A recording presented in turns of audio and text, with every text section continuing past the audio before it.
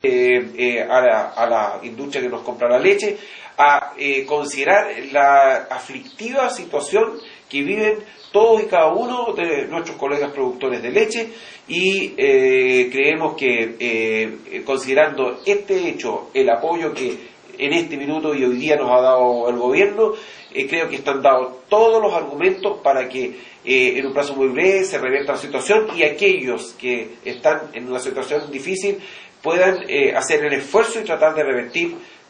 su situación. Por supuesto que no puedo hablar por todos aquellos y por eso también en este comunicado y lo que nosotros señalamos que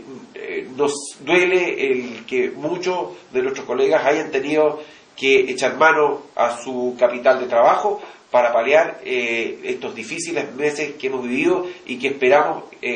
terminen de aquí para adelante.